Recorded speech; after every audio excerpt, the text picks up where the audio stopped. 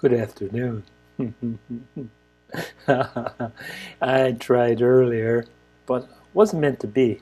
Something about the sound is,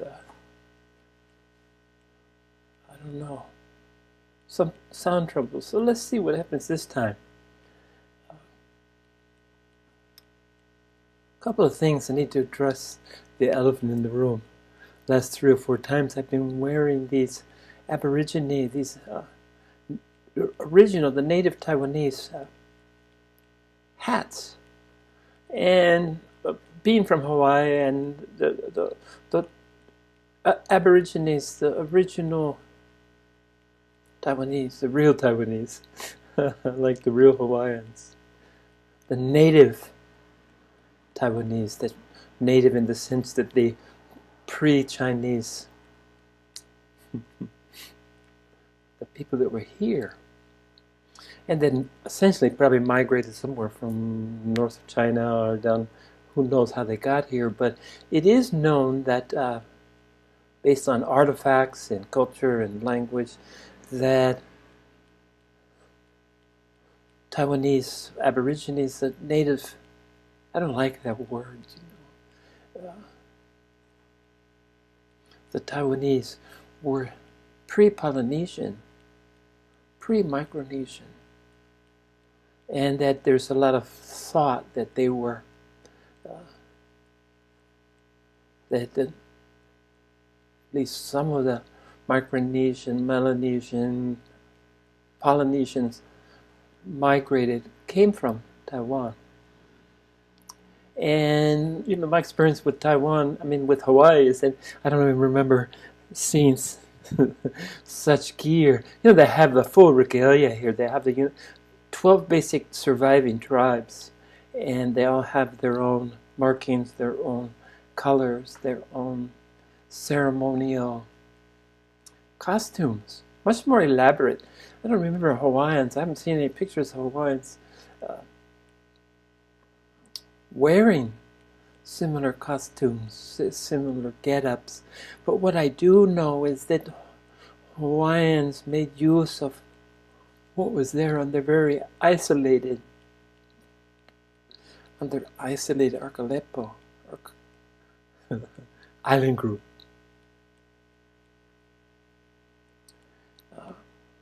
And made use of the resources, feathers and gourds. So maybe that Polynesian, and shells, but maybe I don't know the difference, but I do know the similarities. Language sounds very similar. The spirit of the philosophy, the spirit, the feeling of these people, very, very similar. Their ability to celebrate, to have fun, to love colorful outfits, to love music, to love celebration. But anyway, that's the hat. And I think I'll continue to wear them. And maybe one of the plus sides is that with the lighting, that's a continual work in progress. Maybe there's not that glare off the forehead. I still get a little bit on my glasses here, but again, I'm on a budget. So lighting and sound, I don't need a professional studio. I just need something that's good enough that you can hear me and see me. And in that spirit, recently I've been addressing the people that are just getting an interest in pursuing spirituality. Those of you that have been at it for a while. And I'm going to end up with something that's fairly advanced, but it's not, I'll make it simple enough that everyone can follow. But first I want to address two things. Meditation. I want to share my first practice of meditation. It used to be joyful. Way back, we had a little group in high school. They used to get together, high school and university, and we had a gong and we chanted Om, and the spirit was relaxed. We sat in a circle, casually with candles and, of course, incense burning. And then as I explored more and more of Rinzai Zen and the discipline, I spent 33 years where my meditation changed. Most times it wasn't joyful. The idea that you had to be so straight, and I have a poor posture, and sitting so still without movement. And I remember being at a temple in Japan where the only foreigner who had been there before, but he was still in maybe he was second year of the 3-year. You needed at that they had a 3-year program that the acolyte, after the 3 years, if he was accepted by his roshi, by his teacher, and the other members, he would be ordained as a monk. But 3-year process. So I was just beginning, and he was in as far as he knew, it was just beginning in this formalized Japanese environment with no language skills. No Japanese language skills, anyway. So this guy, he took it upon himself to kind of mentor me because he considered himself advanced. He'd been there more than a year. And I remember something that he told me. He said, meditation is like warfare. And it's understandable because, he spoke fluent Japanese, or fairly fluent. I don't know if it was good enough to really understand the intricacies of the spiritual aspect. But anyway, Rinzai Zen came from the samurais with their Bushido code, with their threefold martial arts, Cha Dao, tea ceremony, and flower arrangement disciplines. And it was rigorous, as the Japanese tend to be. And I have to say that most of the time I was very uncomfortable in meditation, trying to sit straight and don't dare move for hours at a time. Fortunately, they had walking meditation, which was okay. And as far as the life in the temple, I got pretty used to it, You don't have to worry about food or housing, or it's a minimum existence. It's up at 3:30 or 4, before 4 every morning. And the lesser having responsibility for their elders. Things that you had to do, there was lots of chores, but I enjoyed it for the most part, except for the rigorous meditation. And I kept this, I self-imposed this because I had enough time there. And before I went to the Japanese temple, I had already spent a couple years in Hawaii to a sister temple. And the difference was that everybody spoke English, but it was still in the Rinzai Zen tradition. And it was still with the rigor, the self-discipline. The idea that my mistaken belief that I wrestled with until fairly recently was that to conquer the mind, to still the mind, to silence the mind, to defeat the mind in some sense. And it never made much sense, because why are we given a fine mind, as one of the few tools we have in our arsenal, in our toolbox, and then told to conquer it or master it? Although I have to say that no one ever told me this was just an assumption. So I'm talking about meditation. This is my practice. And now I'm in a very relaxed, I sit in a chair, I witness, I let what comes, come, and what goes, go. Like watching a movie. And you learn the monkey mind is still making this constant chatter, which I struggled so long to eliminate.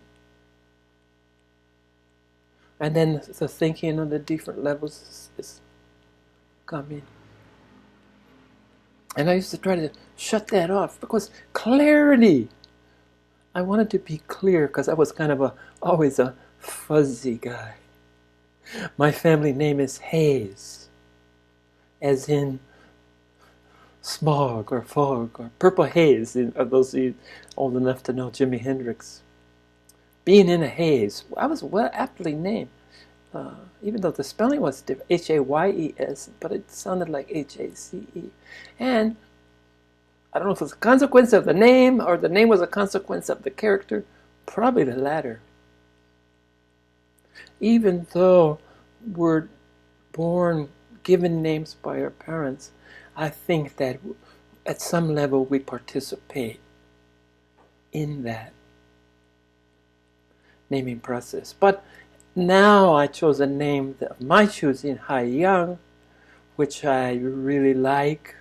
It's my Chinese name. And it kind of means in shorthand, breeze over the sea, breeze over the ocean, ocean breeze, which I like. Anyway, my meditation practice now is user-friendly. I sit in the chair, I have music going, I simply let come what come. And now I've learned that,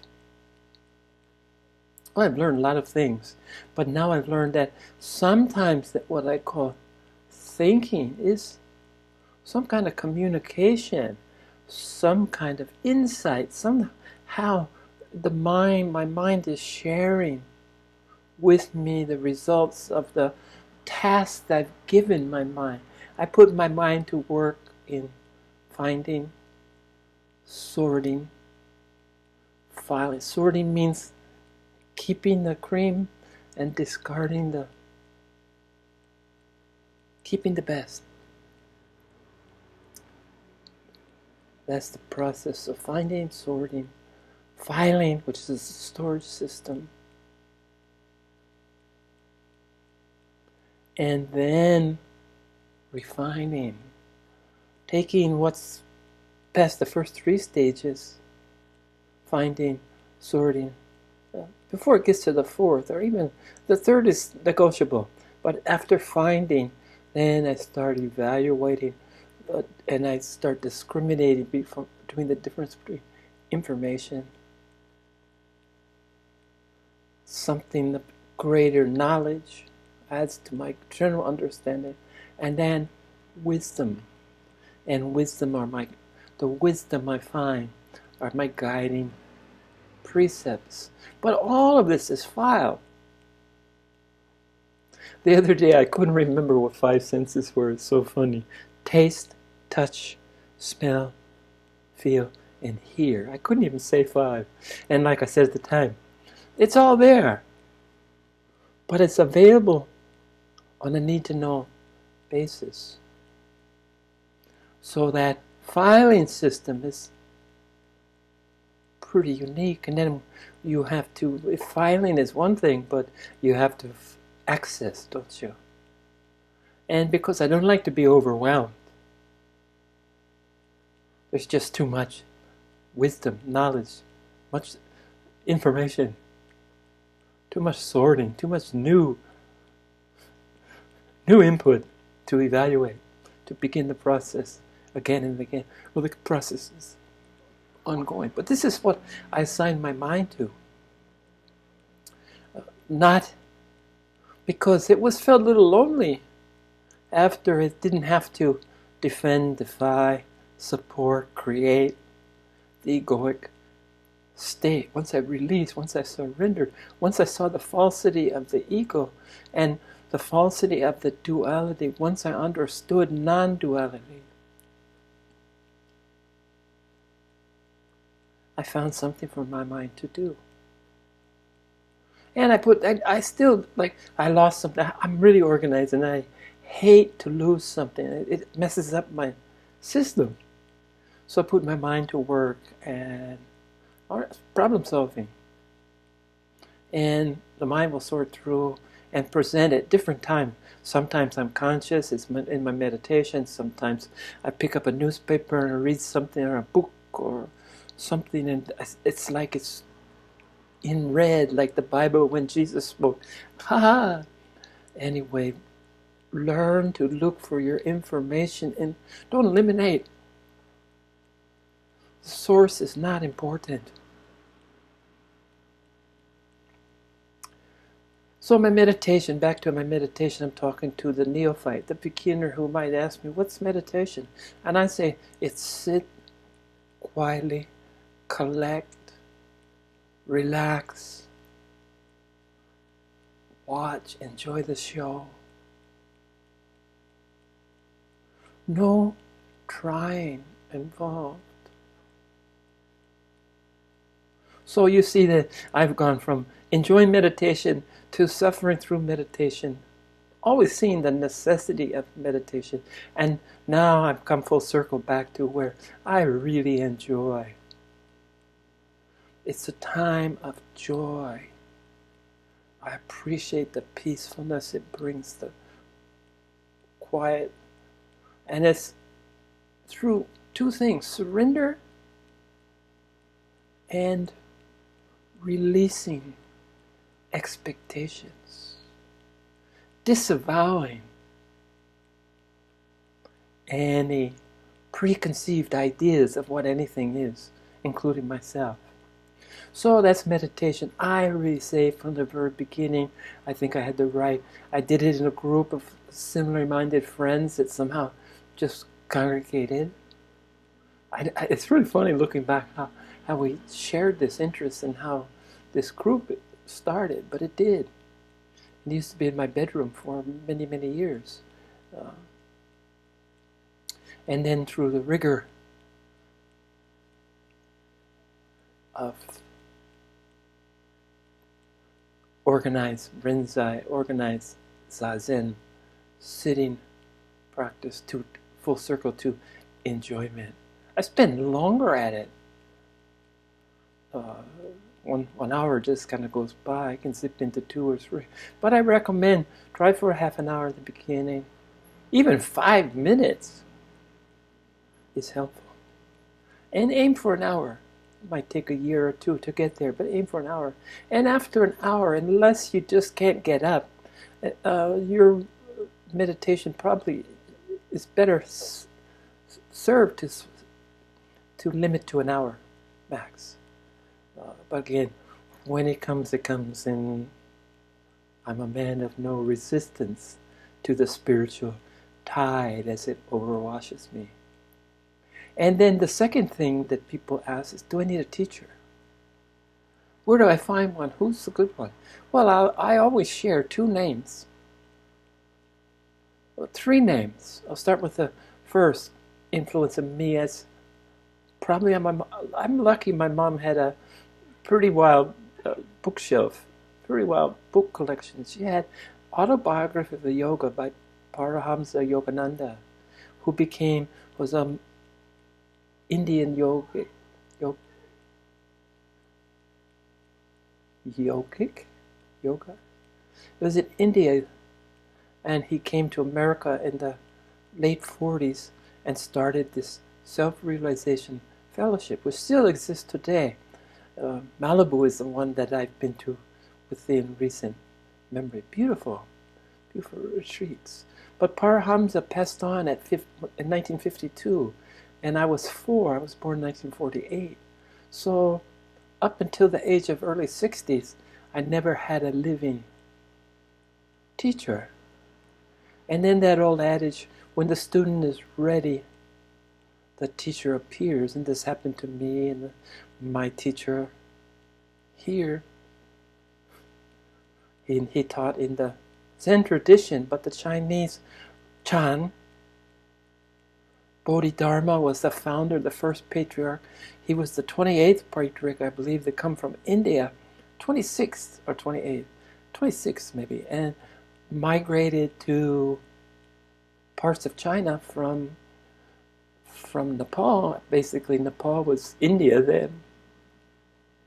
The Buddha was born in Nepal, I think, but at that time it was India. Anyway, he migrated and he set up temples, and he began.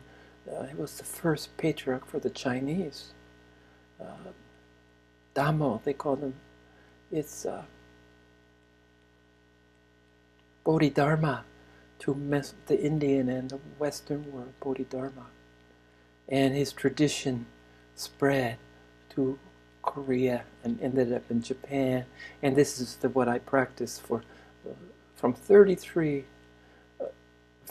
years. One of there's Soto Zen that I know of, and Rinzai Zen, and I just happened to be introduced to Rinzai.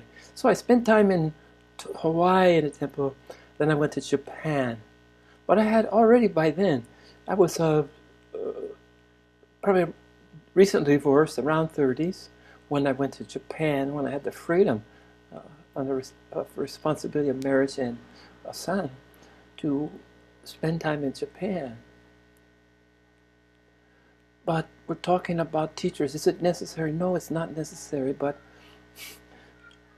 when the student's ready, the teacher appears. And this happened to me. And now that I'm on the cusp, I think, of sharing and teaching more,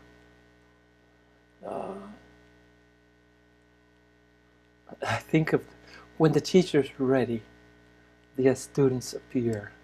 And that's where I am, and I'm happy to be there. And I might be here forever. Who knows? I'm open to what will be, will be. Que sera, sera again. And so those are the two things I want to share with the neophytes, the beginners. Meditation, take it easy. Relax. Be open. Don't have any expectations. Don't have any control. Don't put any labels on it. And the next is the teacher. I would be remiss to mention, I mentioned Paramahamsa Yogananda, and then on the internet, it's so nice, but I've followed Adyashanti for years and Sadhguru for about half as long. And there are two that resonate with me. You can find your own, and you might want to check them out. Adyashanti in 1982 or 83. I don't know. Maybe it's closer to 92. Anyway, I could check. The first year of his teaching, the first year that he became teaching, he came to Hawaii, and I was able to sit in a group of about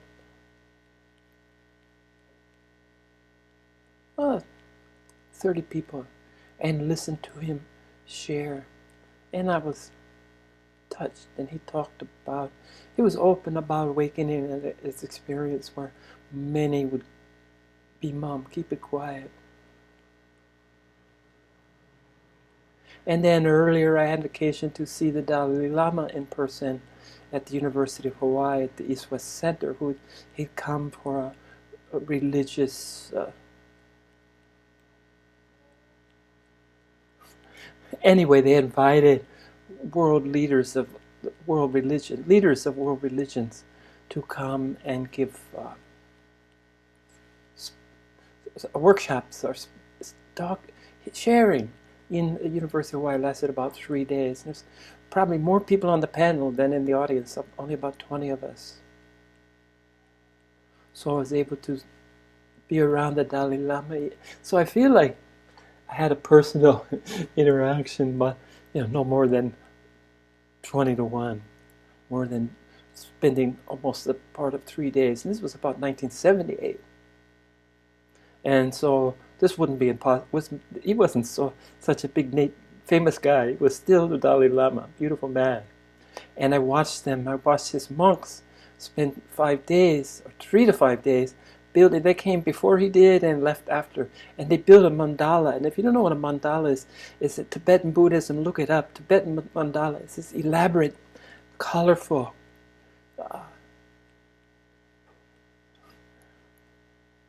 with gods and goddesses and you name it, it's there. And meticulous. They use color sand. It was so meticulous. And they meditate and they chant as they put this together. And the most beautiful thing is, no sooner was it completed, and it took them 3 days if you can imagine the intricacy, was unbelievable. And it was 6 by 6 square at least. And then they got a broom and a dustpan, and unceremoniously, very pedestrianly, just as you and I would sweep our floor, they swept up the sand, put it in a dumpster. And what I took away is that they were celebrating the transient nature of living, of our life. This, they built it, they took it apart. We live, we die. But what, more importantly,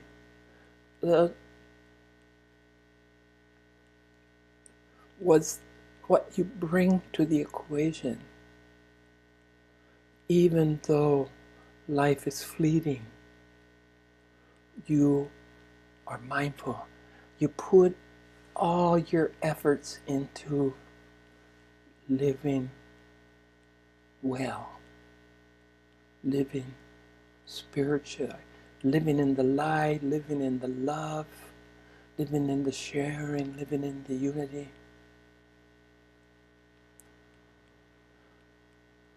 So the transitory nature of life is to be recognized and celebrated and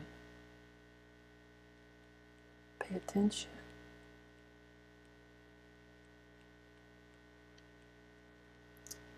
So now let's go on to where I'm coming close, where I was aiming to go all along with today's sharing. Yesterday or the day before, I talked about realms beyond, and how that I appreciate the largeness of our solar system, our universe, our galaxy, and the billions and billions of galaxies. And not only that, but the multi-dimensional nature of life. Dimension beyond dimension beyond dimension. And this is what I was talking about, realms beyond, relaxing. And today I was thinking about quests, pilgrimage, quest. I love the concept of quest. I'm a little uncomfortable today. I don't know what's going on. I love the idea of quest. And one of the quests I had two in mind. Spiritual quest. And one of my quests was to go to the birthplace, the Bodhi tree, the place of awakening of the Buddha, his first gathering where he first taught, and then, of course, where he left the body to go on beyond. So those four, and I thought that it would go to all in India. Thought that I would journey to India on a quest. And then my other quest was, and this was an early quest, and it stayed with me until I learned more about what a quest really meant. And the other one was to go see the Dalai Lama, or go to at least Dharamsala, where he is in northern India, and check it out. Make a pilgrimage. Check it out. See what happens. See who I meet. See whose path I cross. And then then I got to the point where I didn't enjoy traveling. And this is pre-COVID, pre-terrorism. Just the journey to the airport, just the chore of getting to the plane, getting through the airport, getting on the plane, landing somewhere, getting through customs. It just was too much. There I was getting too old. I did it for years. And now I have to celebrate, because all this is my cup of tea. Social isolation, avoiding crowds, not traveling. I celebrate. I'm here in my little room. This is my universe. I'm complete here. And along with all of this, still had a love for quests. But the thing about quests, I thought it was a physical thing. But then I heard that old adage, no matter where you go, there you are. And I looked at this, okay, there, here, there, or anywhere, I'm the common denominator. So let's work on this. And that's been my life work. Bob Dylan had a song, When I Paint My Masterpiece. Well, what you're looking at is my masterpiece. As well as, this is our masterpiece that we create. Everything we thought, everything that we ate, everything that we touched, everything that we loved is here. It's here for the world to see. We really don't have any secrets. Because each wrinkle, each imperfection, each gray hair, each hair that gave up the ghost and fell out, everything, eyebrows, ears, nose, color, not to mention my demeanor and my effect on the world around me, is all a consequence of work. Now, it's either purposeful or unpurposeful. Well, a lot of my growth has been purposeful. I had a purpose early on, and that purpose was to find clarity, and I thought it was through Zen, by shutting down the mind.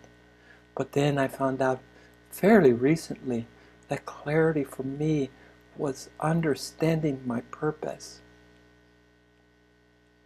And my purpose is to remember the forgotten, to unite, to be part of the whole. Mission accomplished.